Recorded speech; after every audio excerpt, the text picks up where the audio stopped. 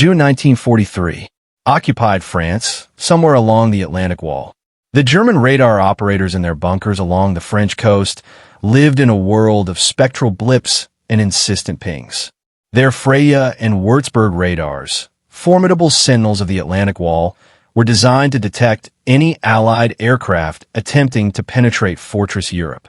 They were the eyes of the Luftwaffe, an intricate, overlapping web of electronic vigilance. But tonight, their eyes were about to be utterly, bafflingly blinded. Oberleutnant Karl Sturm, a veteran radar technician, adjusted his headphones, listening to the rhythmic pulse of his Freya set.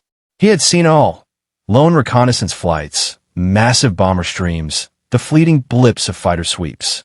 But the anomaly that was beginning to flicker on his scope was unlike anything he had ever encountered. "Report," he barked into his microphone as static began to bleed into the precise green lines on his screen. "Sector Gamma 7, what are you seeing?" From Gamma 7, a voice crackled back, tinged with confusion. "Heavy, unidentifiable interference. Oberleutnant. Large, inconsistent returns, like a cloud of debris, but moving too fast. Not a formation, not a single aircraft. It's chaotic." This was the invisible menace. Not a bomber, not a fighter, but a single, modified de Havilland Mosquito, piloted by Flight Lieutenant Alistair Ace Chapman, a composite character representing a daring RAF experimental pilot. His Mosquito, usually sleek and deadly, now looked absurd, almost comical. Its underside and parts of its fuselage were meticulously, yet crudely, covered in a patchwork of shiny metal strips, essentially tinfoil. The idea had been conceived in the darkest corners of RAF Bomber Command, in response to devastating losses over Germany. The enemy's radar defenses were becoming impenetrable. British scientists, working with captured German radar components, discovered a critical, fatal mistake in the German systems. They were highly susceptible to specific frequencies of electromagnetic interference, especially when modulated in a particular way. Dr. Evelyn Reed, a composite character representing a brilliant female scientist from the Telecommunications Research Establishment, a physicist with a penchant for unconventional solutions, had proposed the unthinkable. If we can't beat their radar with stealth, we'll blind it with noise. A lot of noise. Highly reflective material, dispersed just so, should reflect and scramble their signals. The tin-foil idea, initially scoffed at, was her brainchild. It wasn't just random foil. It was precisely cut strips of aluminum, codenamed window, later chaff, designed to be dispensed from bombers to create a false echo on enemy radar. But Reed and Chapman had pushed the concept further. What if the aircraft itself became the dispenser? What if a single aircraft, carefully covered, could mimic a swarm, or simply create such a chaotic reflection that German radar became useless? Chapman, a daring pilot known for his precision and willingness to fly any experimental contraption, had volunteered for the first real-world test. His Mosquito, codenamed Silver Ghost, was flying solo directly into the heart of the German radar network. Back in the bunker, Karl Sturm watched in horror as his entire sector of the Freya network dissolved into a maelstrom of white noise and false echoes. It's a full-spectrum jam. But how? There are no bombers, no known jammers. It's just chaos. The invisible menace, a single, absurdly covered aircraft, was achieving what entire bomber formations often failed to do, rendering the formidable German radar network utterly useless. The fatal mistake wasn't a flaw in the German radar's hardware, but in its inability to discern a massive, chaotic reflection from a true target, making it vulnerable to the most primitive, yet ingenious, form of electronic warfare. The skies were now clear, not because there was nothing there, but because the German radar had been effectively blinded by what looked like nothing more than a giant, flying piece of kitchen foil. May 1943. Telecommunications Research Establishment, TRE, UK. The idea had started as a whisper, then a heated debate, finally a desperate gamble. Dr. Evelyn Reed, her small office cluttered with schematics and radio components, had been ridiculed when she first proposed it. You want to cover a mosquito in foil, Dr. Reed? Like a baked potato? Scoffed a senior air marshal during an initial briefing. But Reed, a woman of formidable intellect and iron will, had persisted. Her team at TRE had meticulously analyzed intercepted German radar signals, discovering their operating frequencies and pulse characteristics. The fatal mistake in the German radar was its relatively narrow bandwidth and its difficulty in distinguishing between a large, solid return and a multitude of small, reflective echoes at the same frequency. Imagine a mirror, gentlemen, Reed had explained patiently, her voice cutting through the skepticism. A large mirror reflects a single, strong image. But shatter that mirror into 1,000 tiny pieces, scatter them, and shine a light on them. You get a dazzling, chaotic burst of light, impossible to resolve into a single image. This was the principle behind window, or chaff. Strips of aluminum foil or metallized paper dropped from aircraft to create radar confusion. But Reed's innovation, the glittering deception, took it a step further. What if the aircraft itself, strategically wrapped, could become a mobile, high-speed chaff dispenser, not releasing the foil, but being the foil? The material was carefully chosen. Not actual kitchen foil, but a thin, lightweight aluminum sheet specially treated to maximize radar reflection, yet durable enough to withstand high-speed flight. It was painstakingly glued onto the underside, wings, and fuselage of a de Havilland Mosquito PR Mk16, a reconnaissance variant chosen for its speed and long range. The aircraft, codenamed Silver Ghost, looked outlandish, a strange, shimmering patchwork that seemed absurdly unmilitary. Flight Lieutenant Alistair Ace Chapman, already a legendary pilot for his daring reconnaissance missions, had been skeptical but intrigued. "You want me to fly a giant Christmas decoration into Nazi airspace, Doctor?" He'd quipped during his first inspection of the modified Mosquito. "You'll be flying a giant blindfold for their radar, Flight Lieutenant," Reed retorted, a rare smile gracing her lips. "Every ripple, every patch, every glint will be 1,000 false echoes, 1,000,000 tiny mirrors shattering their beam." The fatal mistake lay not just in German radar's technical limitations, but in their rigid doctrine. They believed air superiority came from powerful transmitters and advanced processing. The notion that a relatively primitive, low-tech countermeasure, essentially strategically applied metal strips, could cripple their sophisticated network was unthinkable. Their focus on offensive power had blinded them to defensive vulnerabilities, leaving them open to the glittering deception. Chapman spent weeks training, learning to fly the Silver Ghost. The unusual skin altered the aircraft's aerodynamics slightly, creating unexpected turbulence and requiring a different approach to high-speed maneuvers.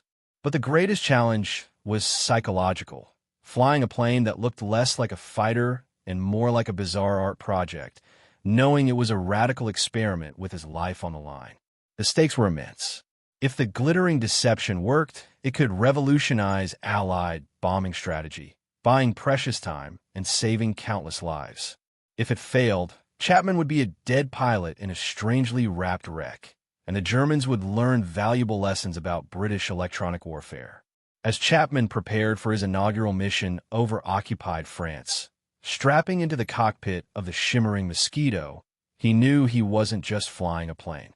He was flying a scientific experiment, a gamble against the might of the German radar network, hoping that 1,000 tiny, glittering reflections could indeed blind the enemy and turn the tide of the invisible war in the skies. June 1943, Luftwaffe radar station, near Calais, occupied France. The atmosphere in the German radar bunker was thick with tension and confusion. Oberleutnant Karl Sturm, wiping a bead of sweat from his brow, watched his radar scope flicker erratically. The green lines, usually so precise in mapping the skies, now danced with a maddening, chaotic energy. This was the ghost in the machine, the unsettling presence of something unidentifiable, disrupting their meticulously built electronic defenses.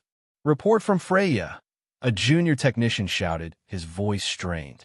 "Massive jamming in Sector Alpha. 3. Intermittent, but incredibly strong. No known jamming signature. Another voice chimed in. Würzburg confirms. Range returns are all over the place.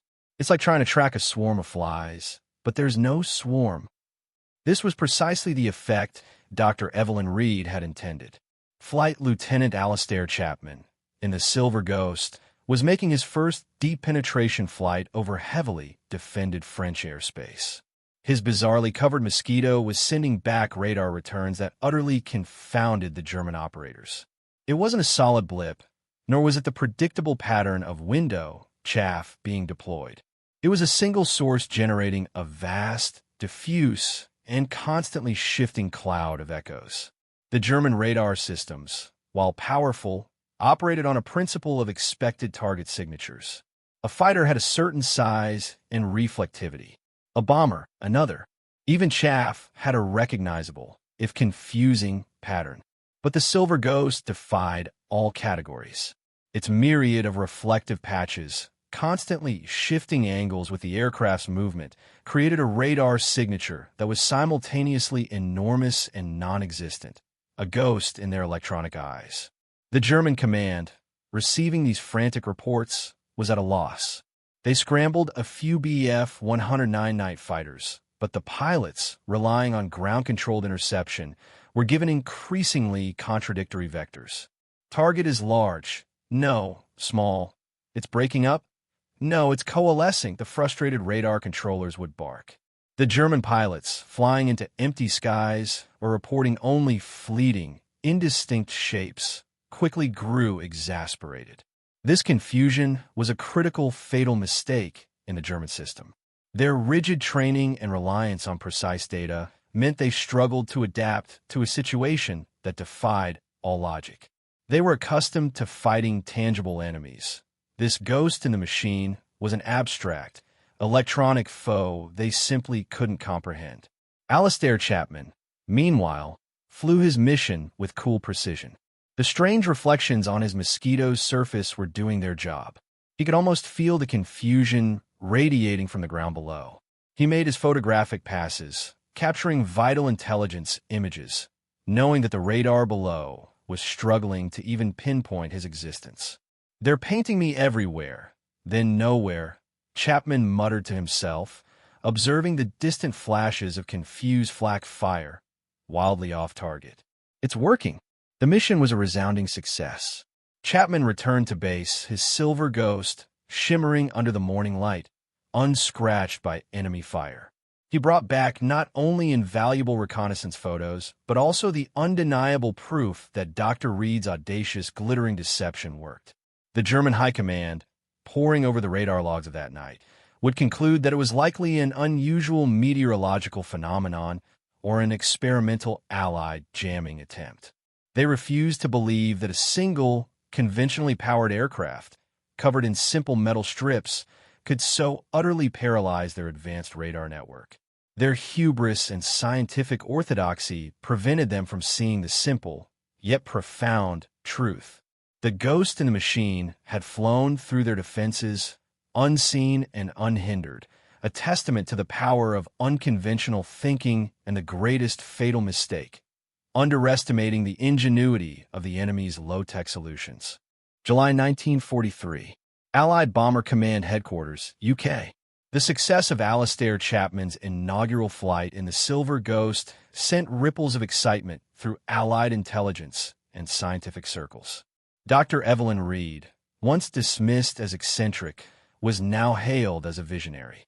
The glittering deception was a game-changer, offering a glimmer of hope against the ever-tightening grip of the German radar network. This was the birth of the radar mirage, a tactical trick that could transform the skies. Wing Commander Alastair Finch, our composite engineering hero, now involved in electronic warfare, reviewed the photographic intelligence brought back by Chapman. The Germans saw nothing coherent. Did they, Doctor? Finch remarked, a triumphant grin spreading across his face. They saw everything, Wing Commander, Reed corrected, tapping a radar scope schematic. But they couldn't interpret it. Imagine a desert traveler seeing a shimmering lake where there is only sand. Their radar saw a lake of noise, a mirage, where there was only one aircraft. Their fatal mistake was their inability to discern reality from a cleverly constructed illusion. The implications were profound. If a single aircraft, covered in tin foil, could create such chaos, what could a formation do? The concept of window, chaff, small strips of foil dropped by bombers, was already being rapidly developed, but the Silver Ghost offered a unique, continuous form of deception. New tactical directives were immediately drawn up for Bomber Command. Silver Ghost as a pathfinder. Chapman's Mosquito could fly ahead of bomber streams, penetrating enemy airspace to soften radar defenses by creating a wide area of confusion before the main force arrived. Decoy operations. The aircraft could be used to simulate large formations, drawing enemy fighters and flak to empty sectors, creating diversions for actual bombing raids.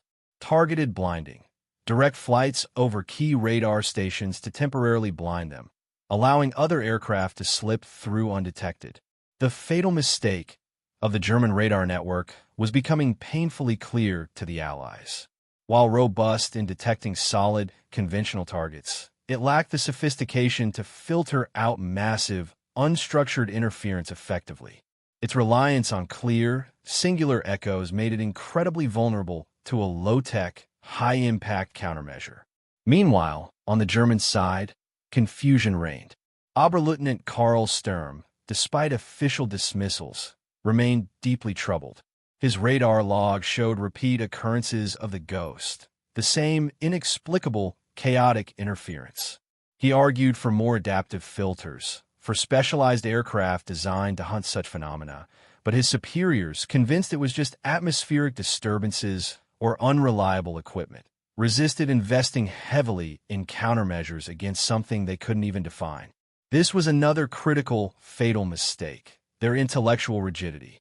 Chapman, now a celebrated figure within the secretive electronic warfare units, found himself flying increasingly bold missions. His Silver Ghost was a spectral harbinger of Allied intentions, sowing confusion and doubt wherever it flew. He flew over heavily fortified ports, industrial complexes, and even key Luftwaffe airfields, often returning with photographs of targets that German intelligence was convinced remained undetected or secure. The enemy was literally flying blind, navigating a radar mirage created by simple strips of metal. The tin foil plane, once a subject of ridicule, was now a silent, shimmering weapon, an unseen hand guiding the Allied bomber streams, protecting reconnaissance flights, and slowly but surely dismantling the electronic defenses of Fortress Europe. All because the Germans simply couldn't believe such a primitive solution could outsmart their advanced technology. The ultimate fatal mistake was underestimating simplicity. September 1943. Luftwaffe High Command, Berlin. The German High Command was facing an alarming paradox. Despite their formidable radar network and growing numbers of night fighters, Allied bomber losses over Germany, while still significant, were not as catastrophic as predicted. More baffling, reconnaissance flights seemed to be penetrating deeper and more frequently, often returning with photos of sensitive targets that should have been impregnable. This was the unseen costs, the quiet, insidious drain on German resources and morale caused by the Silver Ghost and the developing use of window, a fatal mistake they refused to fully acknowledge. General Feldmarschall Erhard Milch, responsible for Luftwaffe aircraft production, reviewed reports detailing the escalating costs of interceptor fuel, ammunition, and pilot fatigue. "We are scrambling fighters to non-existent targets," he thundered at his staff. "Our radar technicians report atmospheric interference, chaff, ghosts. What is this madness?" The madness was the growing effectiveness of Allied electronic warfare. The single Silver Ghost Mosquito, with its shimmering skin, was often just the vanguard.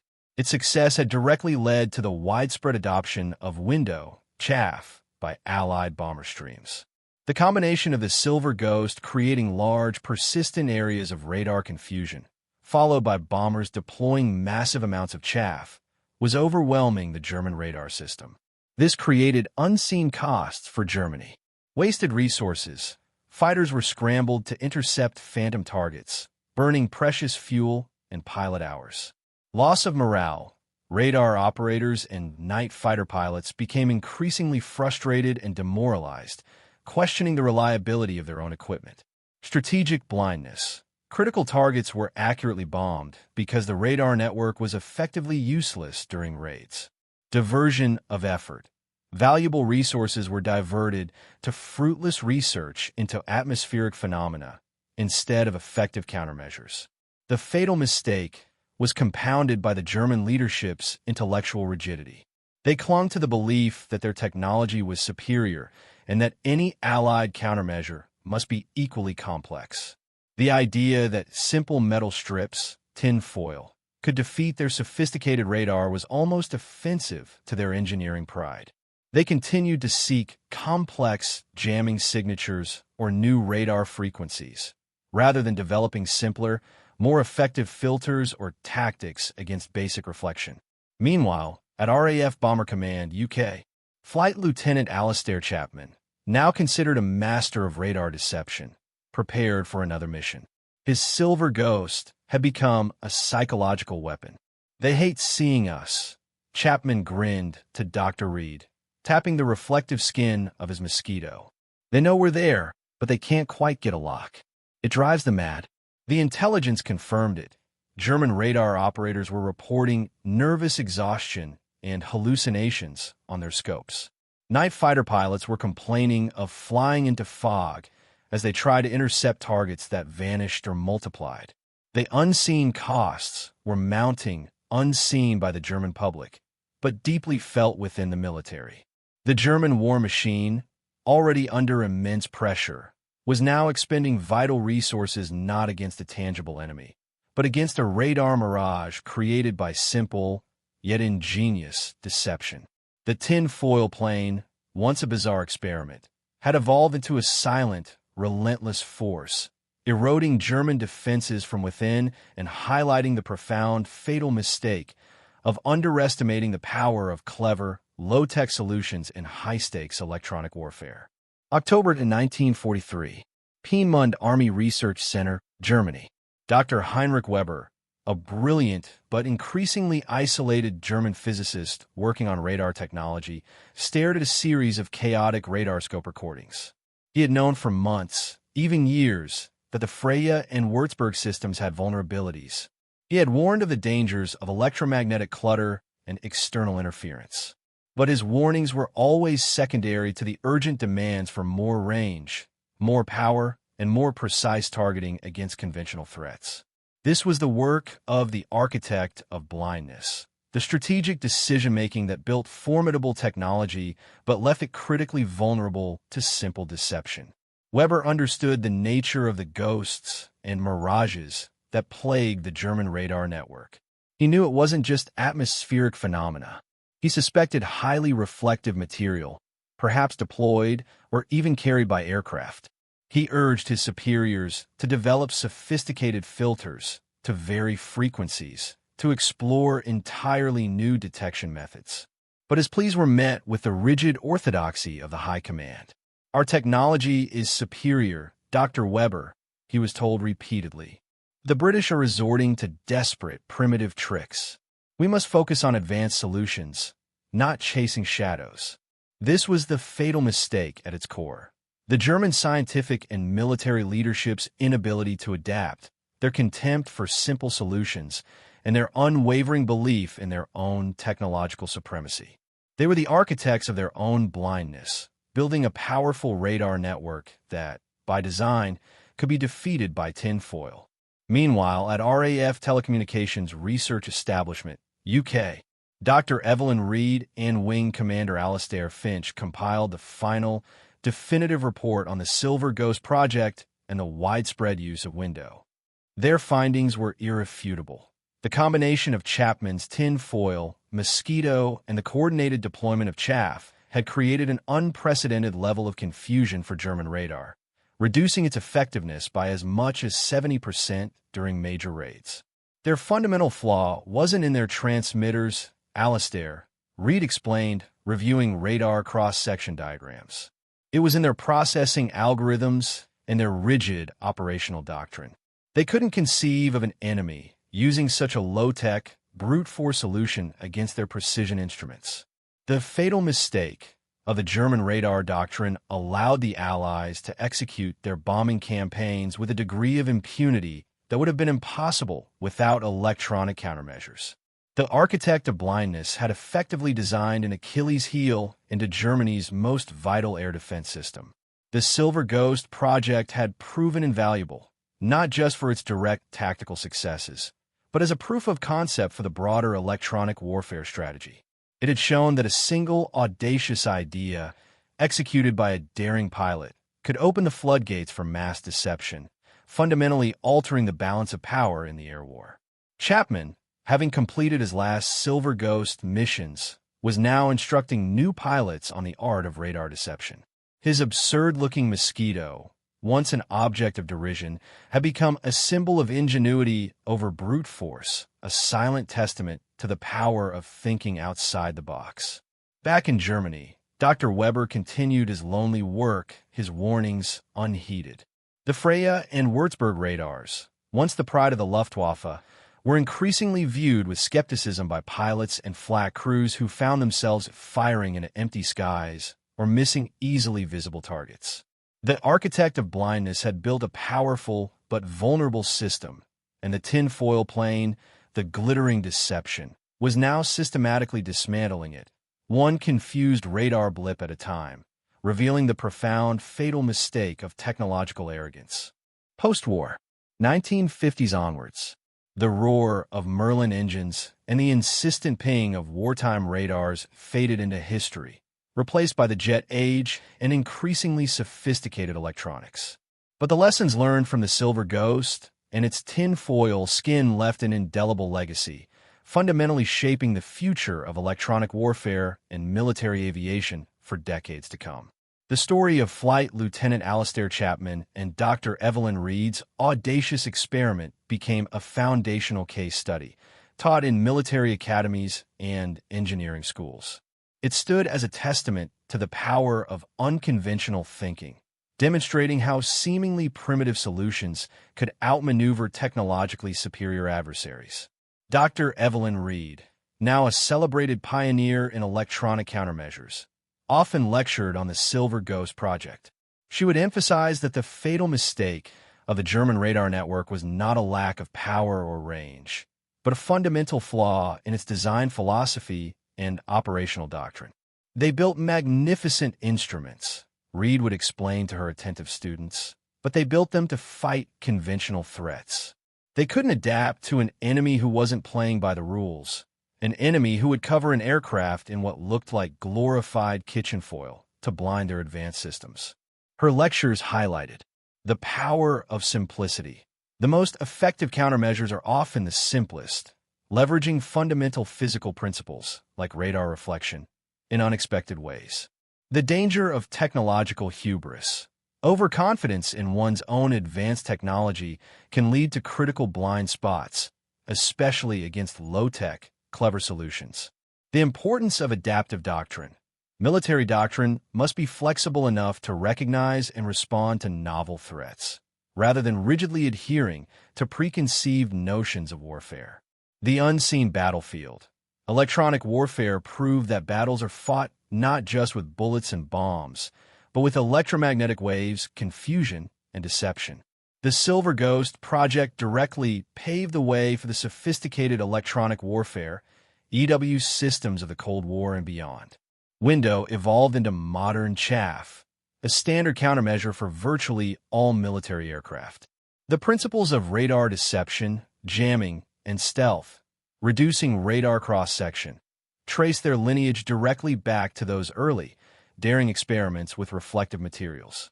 For surviving German radar technicians, like Oberleutnant Karl Sturm, the post-war revelations brought both understanding and bitter irony.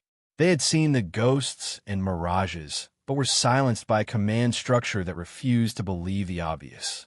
The fatal mistake was not theirs alone, but deeply ingrained in a system that valued dogma over pragmatic innovation.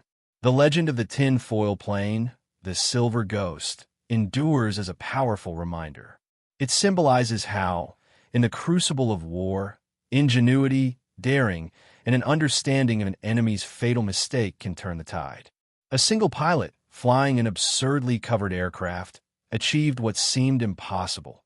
He blinded an entire advanced radar network, proving that sometimes the most effective weapon against a technologically superior foe is simply a clever trick and a lot of shiny metal. The enduring legacy is a testament to the human element of warfare, the mind, the courage, and the audacity to make the invisible visible and the visible invisible.